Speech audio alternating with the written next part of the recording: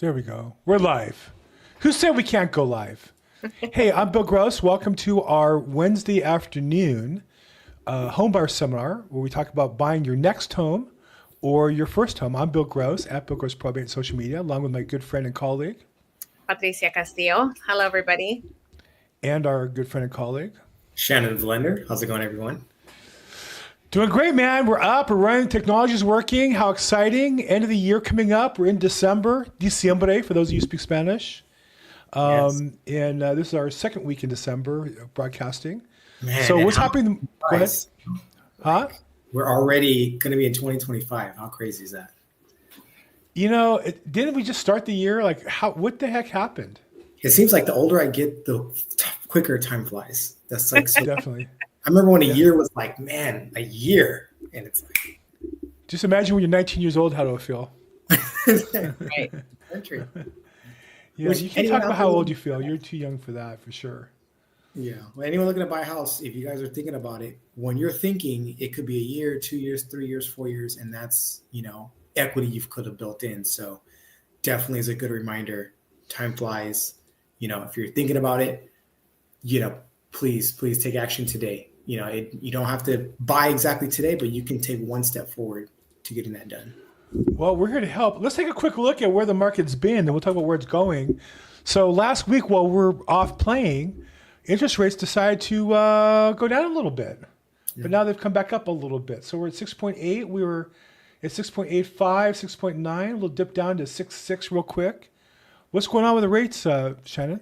Yeah, that's conventional FHA for you first-time home buyers out there. Right now, we're at a 720 FICO. We're at 5.49. Mm-hmm. So yeah, that's what's called at par. So at no cost to you, you can buy down the rate, but 5.49 seems to be the floor right now. So yeah, exactly right. So rates are off their floor, but they're down from the sevens. We're down into the sixes still in the, I would say mid sixes, 6.8, maybe the high sixes, 6.8. Yeah. So overall rates have been in a spot where they've been pretty good for buyers all year long, I would say. Yep. Cool. What else is going on? I know, Patricia, you have stuff going on as far as open houses. Where's the market? What kind of activity do you see? That's right. So, my phone's been ringing more lately. We have more listings. And as far as the market next year, we're just a couple of weeks away, right, from January 2025. Mm-hmm. And I just feel like there are so many buyers that are still waiting, sellers that are actually starting to list their properties now because we're not too far away from the new year. And some of them, in talking to some of the homeowners, they want to get in front of that spring home buying competition. Mm-hmm. So, Yeah. or excuse me, spring selling, right? So they want to get more eyes on their listings by listing ahead of January. And so the open house that I'm hosting this weekend is one of our newest listings in Glendora. And it's at 2339 Valcourt Drive. It's on a beautiful cul-de-sac. And this is an example of one of our clients that didn't want to wait until next year. They said, let's just get on the market now. We're a couple of weeks away. There's definitely a lot of buyers that are pretty much accepting where we're at today with rates. If you can afford the payment, buyers are out looking for homes. And this home, in fact, has been on the market just a few hours, and it has so many views on Redfin. It's already listed as a hot home, right? So when you get a certain amount of views on Redfin in the first few hours that the home is listed, that means it's already creating so much demand and interest online. So, that's what I'm seeing right now. And for next year, it looks like we're going to have more inventory on the market. Recently, I was looking at what the stats were for just last week. Mortgage refi applications were up as well, a few points. So I feel like the activity hasn't really changed significantly to say, okay, after the election, boom, something extraordinary happened, right? We're going along in the market. I know you have escrows going, Bill. I have escrows going. Shannon's closing Oh yeah. purchases and getting into escrow. So it's a busy time right now. I think Yeah, that the some good media price has, people too. That's for sure. yeah, and I think the media has just, they always put out this like the fake news, which makes it seem like we're not in a, in a robust market right now. But Yeah. I see more inventory next year and more buyers coming out and getting pre-qualified and pulling that trigger.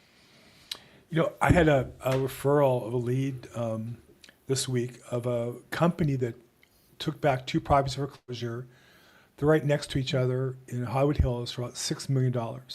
They're beautiful, beautiful area, beautiful homes, and they've been working on this property since October.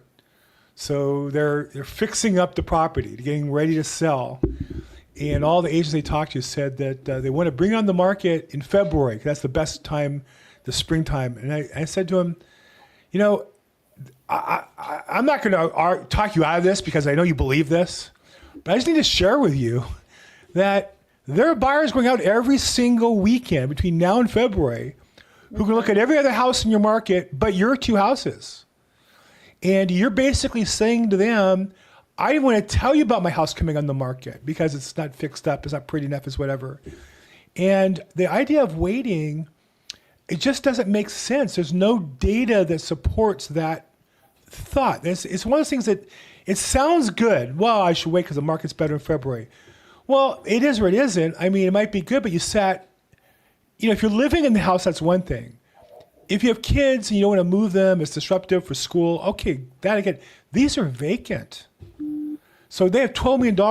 I say it's like $12 million in your checking account. You pay no interest on it. You got to pay insurance. You have to pay property taxes. You run the risk of a squatter, and you don't get in the market. And these real estate agents just tell these sellers this nonsense. And I just said to the seller, well, what data supports that? Show me any data that says that you're going to make more money in February than buyers who would buy today, tomorrow, next week, the week after, the week after, the week after. Show me the data. And so often, and I write a newsletter every week called the Real Estate Market Update about the market and I think how the news is so bad, not just that it's wrong, but it's misleading buyers and sellers. And I would say if you have a house, for some people, this is a great time to buy because like I used to have a mentor who owned a manufacturing company. And every December from the 15th of the year, they would close the factory line and they'd refit, which meant like everything was cleaned and torn apart and fixed up, all the hard equipment. And so the employees were off, but they brought in new techs to do the work. He loved to buy houses then because the manufacturing line was down. He wouldn't buy during the rest of the year because he was too busy. So again, if you have a house to sell, this might be a good time to get on the market because there's buyers going out every day looking at houses. Yeah. Every day. Yeah. And if you're on the buy side, you have a lot of people that have agents like that, that now all the homes that are on the market, you never know, you could get a good deal from. So, would definitely get out there. If you're in the holiday season, this could be a perfect time for you to snack something up. For sure. Could be. I mean, look, I'm Jewish. For me, my holidays were September, October. December, I mean, I have friends, I'm an American. Christmas is kind of an American, non-religious holiday too, but there's nothing special to me. We're not putting up any Christmas tree lights in my house. I'm ready to go. If I was buying a house, I'm ready to go to buy a house today. There are people like me. I'm not saying everybody's like that, but there's some people who would rather buy a house now than wait until February, March. So there's always something going on, between kids and the Super Bowl's in February now. It used to be the Super Bowl was over mid-January. Now it's like in February. So I don't know. Yeah. Bill, I actually want to read this headline from the National Mortgage News. I read them from time to time. And it reminded me of your story. It says home sales surged in the fastest pace in 3 years. A post-election spike in home sales appeared after the re-election, giving weight to some of the theory that buyers would hold off until they received clarity on the political situation in the U.S. So it looked like they had like a 12% annual basis from this time last year. So looks like some people are getting off the field, but I'm still hearing some of those people that are still thinking about it. But thankfully, a lot of those excuses have gone away, and people are finally taking some. I'm seeing a lot of activity right now.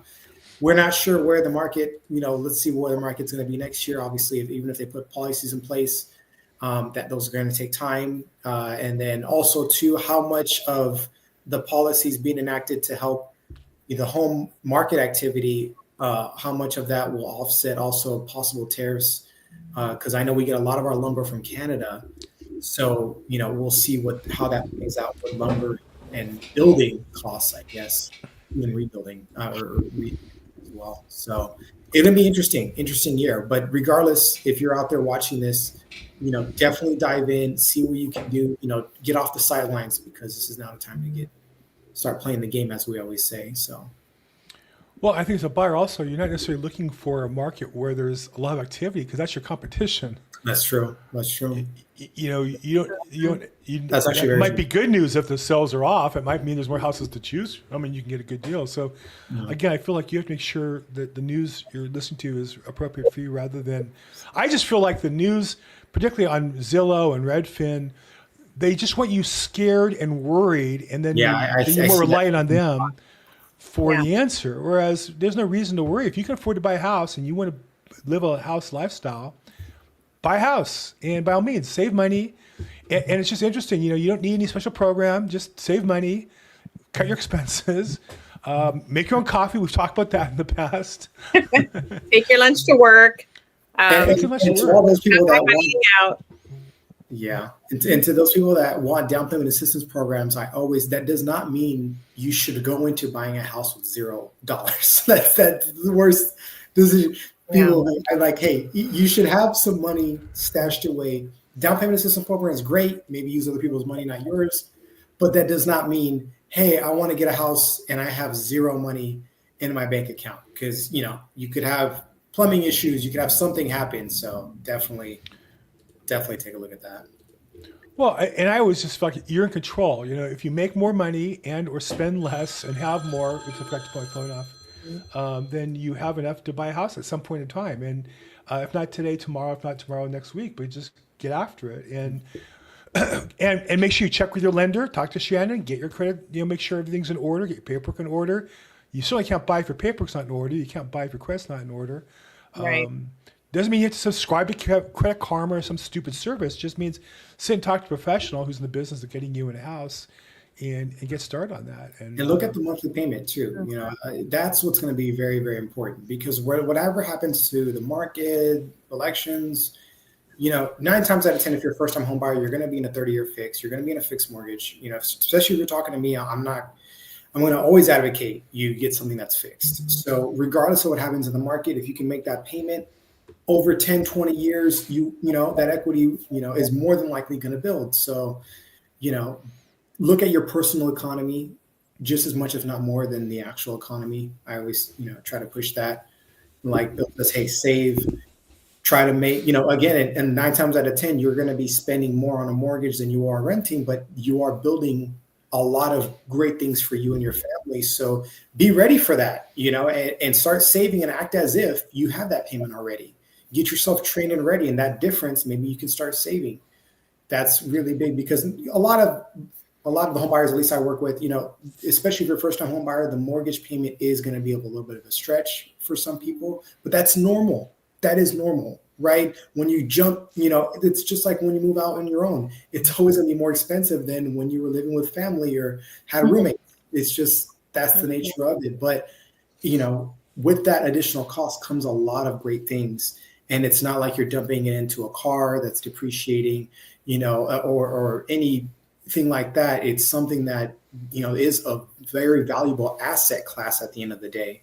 So that additional payment, it's normal to be a little bit uncomfortable. I'm not saying be unreasonable and, spend all your money, because even the bank, especially if you're going with a conventional loan, they will make sure that your debt to income ratio, you have only a certain percentage of your income is going to your housing. Even the banks don't want you broke, right? Contrary to popular belief, the banks want to make sure you can pay for this over many, many years. So be comfortable being a little uncomfortable. I think that's my message for the days, is be comfortable being slightly uncomfortable.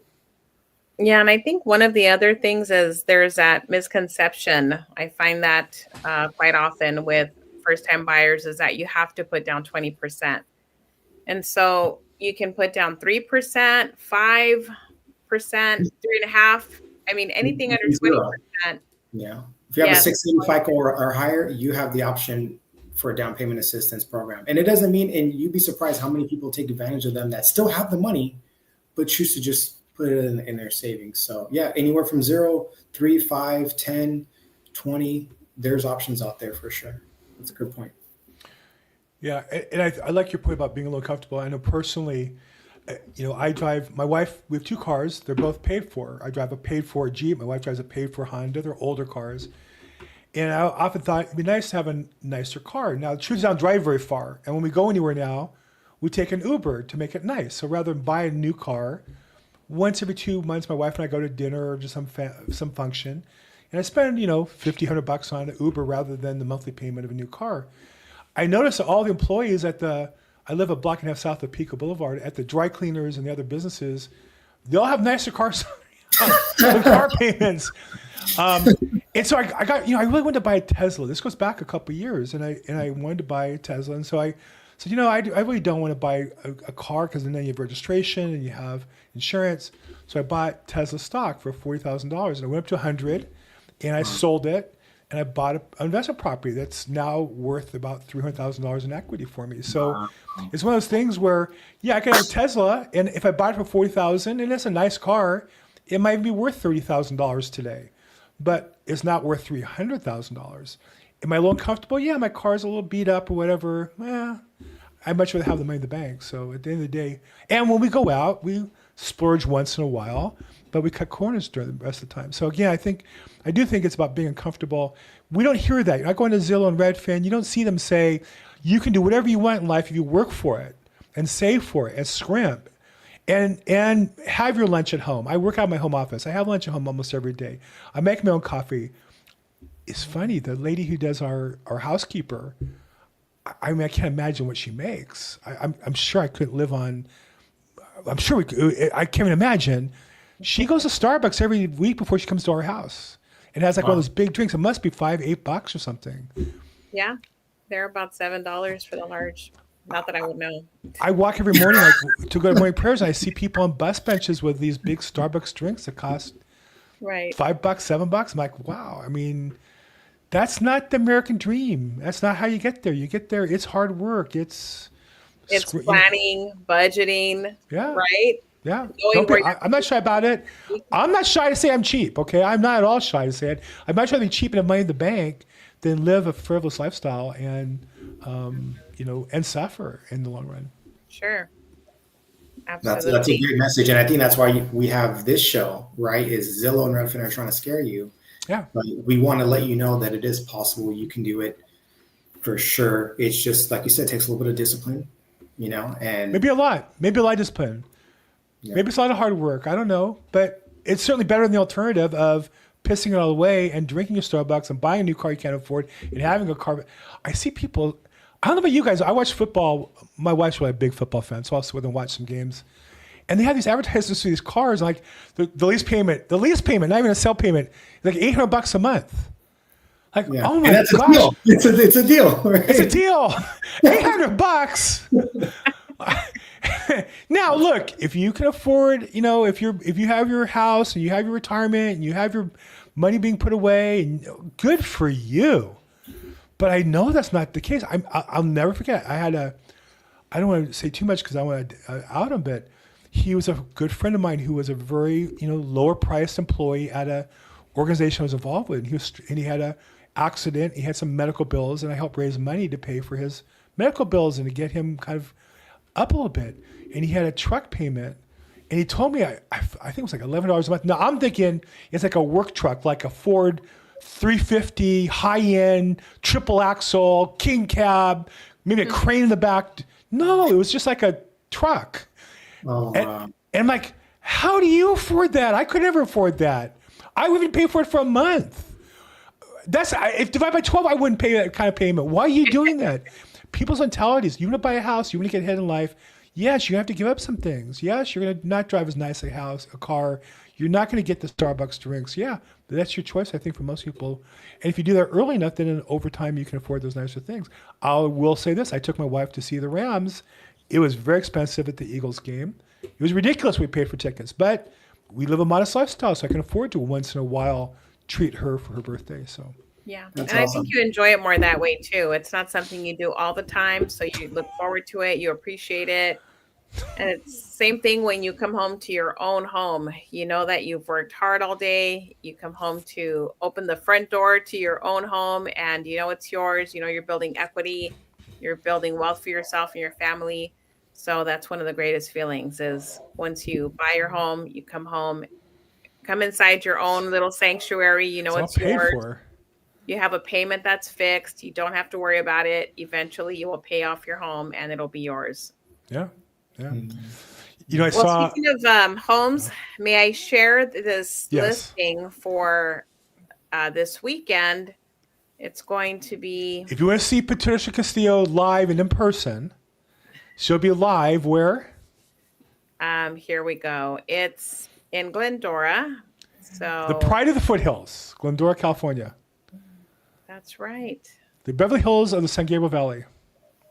So it's in Look the at San that. Gabriel. It's beautiful. It's right below Foothill Boulevard, right down the street from the Glendora Country Club.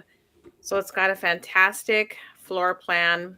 It's open concept. It's 4 bedrooms, 3 bath, over 2,000 square feet living space. And it has this beautiful outdoor backyard. It's like reminds me of like a little oasis in your own home. And so it's got a sparkling pool. And the owner has put a lot of money into their upgrades. And the Look at that sunsets pool. here Whoa, are whoa, just whoa. yeah, the sunsets here are just beautiful. Absolutely beautiful. So That's great. if anybody is in the area this weekend, Saturday and Sunday, 1 to 4 p.m., I'd love to see you there. You will get the property address, or should they just call you and get it from you? 2339 Valcourt Drive in Glendora. And this is 1.2 million, 4 bedroom, 3 bath. Nice. How much? 1.2 million. You can't even buy a lot in my neighborhood for less than 1.9 million. And look what you get for 1.2 million in Glendora. That's Wow. right. It's a beautiful, beautiful. It's a great city neighborhood. too. Some great restaurant. If you don't know Glendora and that's a possibility for you, check out Glendora. I used to live in Diamond Bar, and Glendora's a little more up against the foothills. Right. But really, really nice. It's a nice, clean, quiet neighborhood.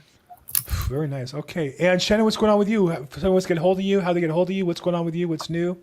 Oh man, I mean things are rocking and rolling. I mean, I got like, probably 6 escrows right now, so this is good. Nice. You know, two refis, some Nice. purchases. Granted, actually, majority of these purchases we've been working with them for a little bit, and they're starting to pop now. So Imagine that. things are busy. People are buying, guys. So if you're not on there, someone else is. But yeah, if you guys want to reach out to me, my number is 661-317-8484, or my Instagram, FUND, Fund with Shannon. And I'm going to start getting really more active on there as well. So you'll see a lot more videos from me.